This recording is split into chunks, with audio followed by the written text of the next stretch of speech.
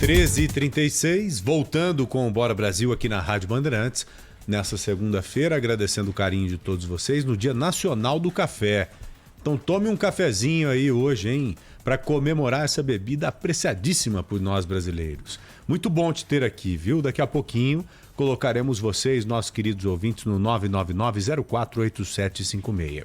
Aninha, já que estamos falando de cepa indiana, dessa nova mutação aí da Covid-19, né? Porque antes era a P1, a que mais preocupava, a que surgiu lá em Manaus, no Amazonas, vocês se lembram muito bem. Hoje, a novidade é essa cepa indiana, que já está em solo brasileiro. Só para vocês terem uma ideia, vocês ouviram o que o Josino disse pra gente, que um cidadão brasileiro que estava na Índia fez uma triangulação no Catar, entrou aqui no Brasil e teve contato no meio do caminho com 300 pessoas logo depois que ele saiu do aeroporto. O teste dele saiu, sim, positivo, só que no outro dia.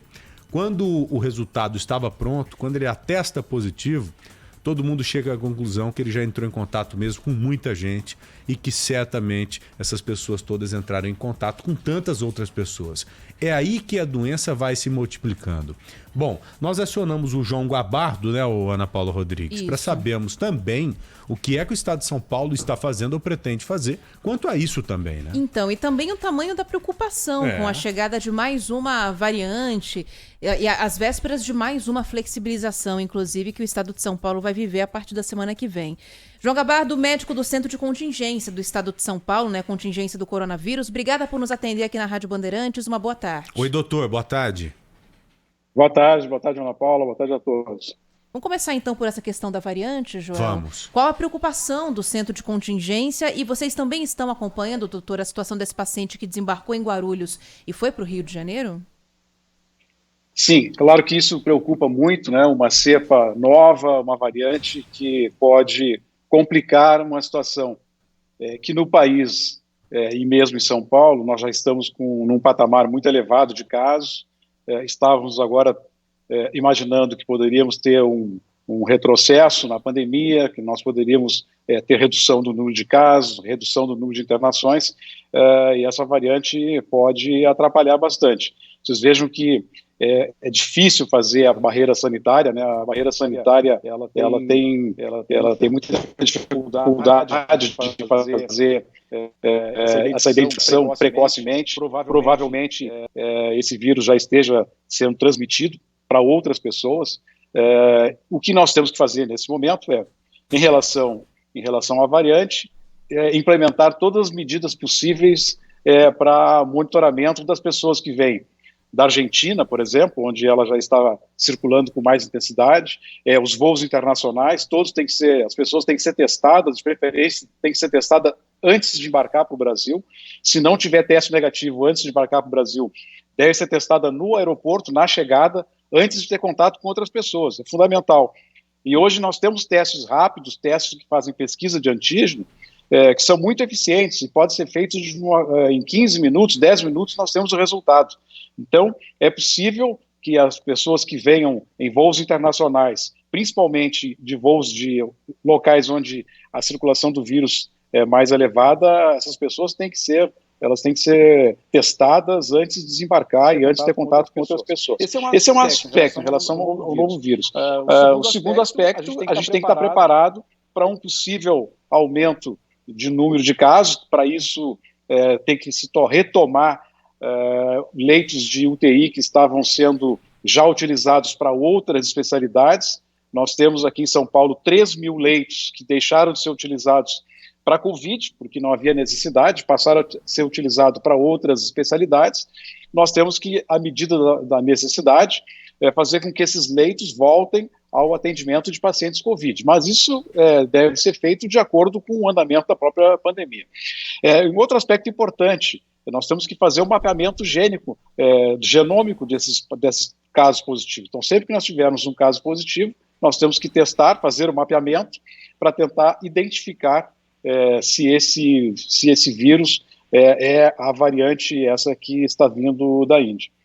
E o que é mais importante, Ana Paula, é acelerar a vacinação, né? Nós temos hoje no país, em São Paulo, em torno de 25% da população vacinada. Se nós acelerarmos isso nesse próximo mês, aqui no final do mês de maio, mês de junho, isso vai ter um resultado muito forte na redução de casos graves, na redução de internações hospitalares. Doutor, por que o senhor diz que a nova cepa ela pode piorar a situação que temos hoje? Porque hoje nós temos aproximadamente 50% da população do estado de São Paulo já com ou contato com o vírus ou que recebeu a vacina. E assim, eu como leigo entendo que essas pessoas elas têm a proteção em relação a P1 e a Covid-19 original e que teriam também, consequentemente, proteção a essa mutação indiana.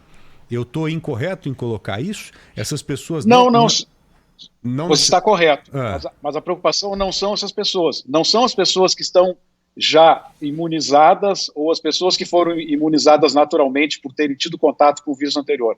A preocupação são as pessoas, nós temos 75% da população que não tomou vacina. Né? Claro que se nós considerarmos a imunização natural e mais a imunidade provocada pela vacina, nós temos a metade da população ainda virgem. Essa população pode ter contato com esse vírus e pode ocorrer um aumento na transmissibilidade. Esta que é a preocupação. O fato de nós não termos ainda um percentual de pessoas imunizadas que a gente acredita. Se nós chegarmos lá em 70%, 80%, esse risco é muito menor. Veja a questão dos Estados Unidos. Os Estados Unidos hoje tem 50% da população vacinada. Deve ter em torno de 25% da população que já teve contato com o vírus. Muitos são coincidentes. Muita gente vacinada teve contato com o vírus. Não é uma simples soma, porque alguns casos são cumulativos. Mas imaginando que os Estados Unidos já tenha 75% de pessoas imunizadas, em janeiro, nós tínhamos nos Estados Unidos, em média, 4 mil óbitos por dia. Hoje, os Estados Unidos têm 500 óbitos por dia. Houve uma redução de 4 mil para 500, em função da imunização que foi feita. Então, esse processo de acelerar a vacinação agora, no meu entendimento, é o mais importante. É o mais importante. Nesse final de mês de maio e mês de junho, nós vamos ter, pela programação do Ministério da Saúde, publicada 2 dias atrás, em torno de 30 milhões de doses de vacinas da AstraZeneca e da Pfizer. Então, uma nova cepa, ela não... Uma nova cepa... Pois não, doutor, é que falhou o sinal, eu achei que tinha tido uma brecha aí para eu entrar. Me desculpe, pode concluir. Não, já te dou a brecha, então. Estamos falando de uma possibilidade de ter 30 milhões de doses da Pfizer e da AstraZeneca nos próximos 30 dias. Como essa vacina ela tem um espaçamento maior entre a primeira e a segunda dose, 4 meses, nós não precisamos guardar vacina para fazer a segunda dose. Então nós poderíamos vacinar em torno de 30 milhões de brasileiros em 30 dias, em menos de 30 dias. Isso seria extremamente importante. Ótimo, ótimo. Então uma nova cepa, pelo que eu estou entendendo, ela não deixa de complicar, não. Porque até então a gente imaginava, olha, tanto faz ter uma cepa, 2 cepas, 3 cepas, que a situação será a mesma. Nós temos um número de pessoas vulneráveis e elas estarão vulneráveis a uma cepa, 2 cepas ou 3 cepas da mesma forma. Não é bem assim. A chegada de uma nova cepa como a cepa indiana, ela complica sim a situação, né, doutor? Ela complica porque normalmente essas variantes, já aconteceu com a P1, ela tem as pessoas que são contaminadas, elas têm uma carga viral muito mais elevada. Em função da carga viral elevada, ela transmite muito mais. O vírus, na sua forma original, transmitia uma pessoa, transmitia para 4 pessoas, para 5 pessoas. Essas variantes em que as pessoas têm uma carga viral muito elevada, às vezes são mais de centenas de vezes mais elevadas, ela transmite para um número muito maior de pessoas.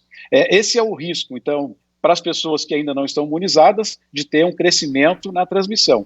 O outro risco, que é menor, mesmo as pessoas vacinadas, da vacina não ser tão eficiente para essa nova cepa. Isso até o momento não tem nenhuma confirmação, até o momento que se sabe que as vacinas que são produzidas, que estão sendo utilizadas, elas são eficientes para essas variantes, felizmente, mas sempre fica uma dúvida e sempre tem que ser analisado com a chegada dessa nova cepa, qual é o comportamento da vacina. Já existe alguma resposta em relação à Coronavac sobre essa eficácia contra a variante também, a variante indiana, doutor? Não existe ainda. Nós, no Brasil, nós identificamos os primeiros casos agora, então ainda não foi possível fazer essa análise. Nós não temos esse resultado da eficácia especificamente da Coronavac. Como eu imagino que as outras vacinas também não tenham, porque com exceção da Índia, são poucos os países em que ela já ocorreu com uma intensidade maior, a ponto de já ter algum resultado. Mas, de uma maneira geral, todas as cepas até agora, tanto a AstraZeneca como a Pfizer, tiveram uma eficácia muito boa, e a própria Coronavac tem tido uma eficácia muito boa com essas variantes. Essa não é, talvez, a maior preocupação, não. Se havia possibilidade de não termos uma terceira onda, né? Agora, com a chegada dessa cepa, a indiana, essa possibilidade ela se extingue, ou seja, teremos uma terceira onda. Como que o Estado de São Paulo está se preparando para enfrentar essa terceira onda? E, além disso, o senhor acredita que essa terceira onda será mais amena em relação a essa fase crítica que passamos agora, a segunda onda? Bom, vamos lá. Primeiro, eu continuo achando que nós não vamos ter uma terceira onda. Que bom. Eu acho que nós estamos ainda numa segunda onda, nós não resolvemos a segunda onda ainda, e é possível que essa variante, se ela efetivamente tiver uma capacidade de transmissibilidade maior, é possível que nós tenhamos um aumento de casos. Esse aumento de casos, ele vai ser compensado pela vacinação. Se nós acelerarmos a vacinação de um lado, reduz o risco de nós termos esse aumento do número de casos. Agora, se nós não conseguirmos vacinar, a chance é um pouco maior. Mas os indicadores que nós temos, todos os indicadores com quem nós trabalhamos, ainda não existe nenhum indicativo de terceira onda. Isso ninguém no país pode fazer essa afirmação. O que nós temos a possibilidade da chegada de um vírus, de uma nova cepa, de uma variante, ok, isso sim está confirmado. Agora, isso não quer dizer que nós vamos ter uma terceira onda. Poderemos ter, mas não quer dizer que vamos ter uma terceira onda. Que bom, muito Tomara. Bom ouvir isso. Puxa vida, com certeza. Agora, a gente está acompanhando aqui, doutora, a situação pelas regiões, os departamentos de saúde aqui do estado de São Paulo, que é como o governo divide as cidades, né? Aglomera as cidades com algumas principais ali encabeçando. E a gente está percebendo que das 17 regiões que existem hoje de saúde aqui em São Paulo, em 8 a ocupação de leitos está acima de 90%. Da semana passada para cá, para essa segunda-feira, em 12, teve aumento desse índice de ocupação. E a situação é mais crítica na região de Barretos, região de Franca, região de Ribeirão Preto. O que o Centro de Contingência está aconselhando o governo do estado a fazer em relação, pelo menos, a essas áreas, doutor, onde o índice de ocupação de leitos já está muito alto? Só para dar um exemplo para o nosso ouvinte, só a cidade de Ribeirão Preto, que é responsável por uma área com 26 municípios, está com 97% de ocupação dos leitos de UTI. Bem, a região, quando chega nesse patamar, não tem nenhuma dúvida, as medidas de distanciamento físico devem ser implementadas. Então, há necessidade de reduzir o contato entre as pessoas, de reduzir a possibilidade das pessoas que estão contaminadas terem contato com as pessoas que ainda não estão contaminadas, e, de outro lado, nós temos que trabalhar na ampliação da oferta da assistência, tanto em relação ao número de leitos, como agora a preocupação com os insumos para possível aumento da demanda desses kits para intubação, que passou a ser uma preocupação. Nós estamos trabalhando no limite, né? O número e a disponibilidade desses medicamentos estão sendo exatamente na medida do que é necessário. Nós não temos reserva, nós não temos estoque para poder controlar isso melhor. Então essa é uma preocupação, aumentar o número de leitos, e a preocupação com o oxigênio, que aqui em São Paulo não é uma situação tão alarmante como ocorreu em outros locais do país, mas esse material para intubação, sim, esta é uma preocupação, porque o Ministério da Saúde centralizou as aquisições, as importações, e o Ministério da Saúde vem fazendo a distribuição de acordo com a necessidade. Em relação à ocupação dos leitos, nós temos que lembrar que do período que nós tivemos o período mais difícil, lá pelo mês de março, final de março, início de abril, de lá para cá, em torno de 3 mil leitos de UTI, eles deixaram de ser utilizados especificamente para Covid e passaram a ser utilizados para outras especialidades, para outras áreas, o que é absolutamente normal. O hospital, principalmente os hospitais privados, as entidades filantrópicas, elas não podem ficar com o leito vazio enquanto há uma demanda de pacientes aguardando a utilização desses leitos. O que deve acontecer a partir de agora é que nós vamos trabalhar, a Secretaria de Saúde de São Paulo deve trabalhar para refazer novamente todo esse planejamento, de maneira que esses 3 mil leitos possam gradativamente voltar a atender Covid, caso seja necessário. Isso é uma medida que a gente vai tomando de acordo com a evolução da doença. Se ela amplia a demanda, nós temos que ampliar a taxa e a disponibilidade de leitos. Quando vocês falam que houve, está em 90% a taxa de ocupação, se nós considerarmos em relação ao total de leitos que nós tínhamos, hoje São Paulo está com um pouco mais de 70%. Como parte desses leitos deixaram de ser atendimento de Covid, passaram a ser utilizados para as outras áreas, diminuiu o número de leitos Covid. Então, hoje, São Paulo tem uma média estadual de 80%. 80% dos leitos já estão sendo utilizados. É alto, é preocupante, mas há necessidade, se houver necessidade, nós vamos remanejar leitos que estavam sendo utilizados para outras especialidades. Entendi, mas aí qualquer recomendação em relação a medidas, distanciamento social e tudo mais vai ficar a cargo das prefeituras, ou tem algum aconselhamento do governo do estado que vocês estão dando ao governo do estado em relação a isso? Não, o centro de contingência dá suas recomendações ao governo do estado. Essa reunião é uma reunião semanal do centro de contingência. Amanhã tem reunião do centro de contingência para analisar os novos eventos que estão acontecendo, e o centro de contingência vai fazer algumas proposições ao governo, não tem nenhuma dúvida.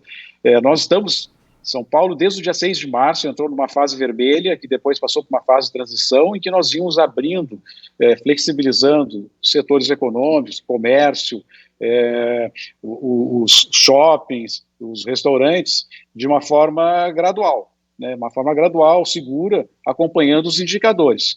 Como eu falei inicialmente, nesse momento nós temos essa preocupação com essa variante, mas nós não temos ainda um aumento do número de casos, um número de internações que esteja acima da nossa capacidade de atendimento.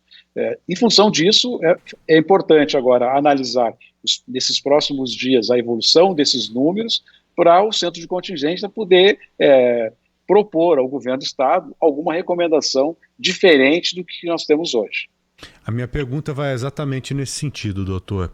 Quando o centro de contingência recomendou ao governo do estado de São Paulo as flexibilizações que estamos passando, inclusive uma delas hoje, em que o comércio passa a receber mais de 10%, era 30%, passou para 40%, e a partir da semana que vem esse número salta para 60%. Quando essas recomendações foram dadas, não havia ainda a presença da cepa indiana aqui no Brasil. Com a chegada dessa cepa, essas recomendações podem sofrer alguma alteração? Ou pelo menos o centro de contingência pode recomendar alguma coisa diferente a ser aplicada a partir da semana que vem, talvez? Pode. O centro de contingência pode fazer proposições diferentes daquilo que está previsto para o dia 1º. Mas o que é importante nesse momento, a epidemia, ela tem dois aspectos que nós temos que levar em consideração. Nem tanto o local, não é tanto aonde ocorre a transmissão, mas é muito mais o comportamento das pessoas. Qualquer local onde as pessoas não usem as máscaras, qualquer local onde as pessoas permitam a aglomeração, qualquer local que as pessoas fiquem próximas durante muito tempo, são locais em que há aumento, obviamente, do risco de transmissão. Isso pode ocorrer no comércio, pode ocorrer no shopping, pode ocorrer no restaurante, qualquer local. Então, o comportamento das pessoas, nesses três aspectos, usar sempre máscaras, de preferência máscaras que sejam mais eficientes do que máscaras de pano comum, o distanciamento, procurar sempre manter o distanciamento. E terceiro, não aglomerar. Isso é que vai aumentar ou reduzir a chance do aumento da transmissão da doença. Por outro lado, qual é o segundo aspecto importante nos próximos dias? A velocidade da vacinação. Se nós acelerarmos a vacinação, eu insisto, se nós conseguirmos vacinar 30 milhões de brasileiros nos próximos 30 dias, com essas 30 milhões de doses que estarão disponibilizadas, sem a necessidade de reservar segunda dose, porque a segunda dose só vai ocorrer daqui 120 dias, nós vamos ter um impacto da vacinação. Porque quando a gente olha na população mais idosa, a faixa etária de 90 anos, 85 anos, 80 anos, 75 anos, existe uma redução muito significativa dos casos graves. Há uma redução muito importante do número de internações e de óbitos. Tanto que as UTIs passaram a ser ocupadas por uma população mais jovem. Essa população mais jovem não faz o distanciamento social, se expõe mais e ela não está imunizada. Por isso que é importante que essa população mais jovem modifique um pouco o seu comportamento pelo menos nos próximos 3 meses, evitando aglomeração, utilizando máscaras, não achando que agora está tudo resolvido, que a pandemia já passou, que os mais idosos e as pessoas que têm comorbidades estão vacinados. Esse é um equívoco, é um erro imaginar que tudo já passou, que agora a gente pode voltar à vida normal. Nós temos que manter o distanciamento como vínhamos fazendo até o presente momento. É isso. Doutor, queremos agradecê-lo imensamente, viu? Muito obrigado mesmo por destinar um tempo com a gente aqui na Rádio Bandeirantes, principalmente a fim de informar os nossos ouvintes. Tá bom, doutor? Ok, eu que agradeço a oportunidade, sempre às ordens para a gente poder conversar e discutir aí com os ouvintes essa pandemia tão difícil para todos nós. Muito obrigado. Obrigada. Aqui só lembrando ao nosso ouvinte, estamos falando com o João Gabardo, médico do Centro de Contingência da Covid-19 aqui em São Paulo. Abraço. Obrigada, viu, doutor? Até a próxima. Grande abraço, até breve.